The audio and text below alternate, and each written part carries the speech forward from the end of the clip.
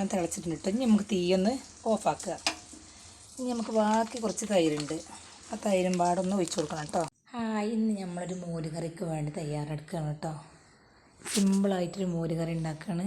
മോര് ഒഴിച്ച് കൊണ്ട് തന്നെ നാളികേരവും ചെറിയ ജീരകവും പച്ചമുളകൊക്കെ ഇട്ടുകൊണ്ട് ആദ്യം തേങ്ങ ഒന്ന് അരച്ചെടുക്കുക. നല്ലോണം ഒന്ന് അരച്ചെടുക്കുക കേട്ടോ. നല്ലോണം അരച്ചെടുത്തിട്ട് നമുക്ക് എന്തിനാ ചട്ടി അടുപ്പത്ത് വെച്ചിട്ടുണ്ട്. അതിൽ കുറച്ച് വെളിച്ചെണ്ണ ഒഴിച്ച് കടുക് ഇടണം.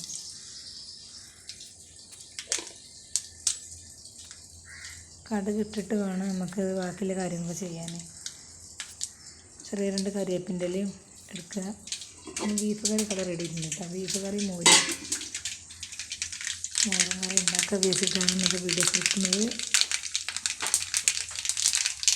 നല്ല മഴയാണ്, അതുകൊണ്ടാണ് ഒന്നും കേൾക്കാത്തതൊക്കെ ക്ലിയർ ഇല്ലാത്തത്. നമുക്ക് ഈ നാളികേരം അരച്ചതാണ് നമ്മൾ ആദ്യം ചേർത്ത്. തൈര് കുറച്ച് തൈര് ഇട്ടിട്ട് അതിലേക്കൊന്ന് ഒഴിച്ച് കൊടുക്കുക. എന്നിട്ട് പിന്നെ നമ്മൾ അരച്ച നാളികേരം കുറച്ച് വെള്ളമൊക്കെ ഒഴിച്ചുകൊണ്ട് അതും ചേർക്കുക. അത് നല്ലോണം തിളച്ച് വരണം കേട്ടോ. തേങ്ങ നാളികേരവും ഈ തൈരൊക്കെ ഒന്ന് ഒപ്പം മിക്സ് ചെയ്തുകൊണ്ടൊന്ന് തിളച്ച് വരട്ടെ. തൈര് പിരിയും എന്നാലും ശരി.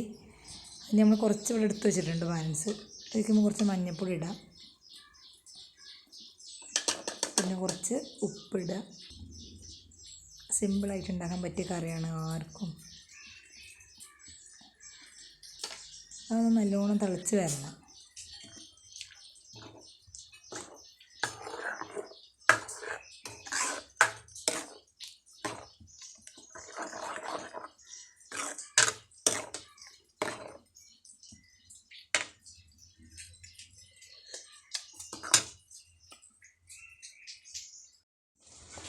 കണ്ടില്ലേ, നമ്മളെ മോരുകറി നല്ലോണം തിളച്ചിട്ടുണ്ട്. ഇനി നമുക്ക് തീയൊന്ന് ഓഫാക്കുക. ഇനി നമുക്ക് ബാക്കി കുറച്ച് തൈരുണ്ട്, ആ തൈരും പാടൊന്ന് ഒഴിച്ചു കൊടുക്കണം കേട്ടോ. നല്ലോണം പറ്റ കുറുകിയിട്ടില്ല, വെള്ളം പോലെ ആയി. അപ്പം ഇനി അല്ലെങ്കിൽ അരിപ്പൊടി ചേർത്ത് കൊടുത്താലും മതി. സിമ്പിളായിട്ടുള്ളൊരു മോരുകറി റെഡി. ഇതിപ്പോൾ ഞാൻ രണ്ടാമത് ചേർത്ത തൈര് ചേർത്തത് ഒന്ന് കുറുന്നനെ നിൽക്കാനാണ് കേട്ടോ. അപ്പോൾ കറി നല്ല കുറുന്നനായി നിൽക്കുന്നുണ്ട്. ഇനി കുറച്ചും കൂടി വേണമെന്നുണ്ടെങ്കിൽ നമുക്ക് കുറച്ച് അരിപ്പൊടി പറഞ്ഞാലും മതി. നമ്മളിങ്ങനെയാണ് മോരുകറി ഉണ്ടാക്കല്. നമ്മുടെ ചാനൽ ആദ്യമായിട്ട് കാണുകയാണെങ്കിൽ ഒന്ന് സപ്പോർട്ട് ചെയ്യാനായിട്ട്. പുതിയ ചാനലാണ്, അപ്പോൾ എല്ലാവരും വീഡിയോ ഇഷ്ടമായ ഒന്ന് സബ്സ്ക്രൈബ് ചെയ്യുക കേട്ടോ. അതല്ലേ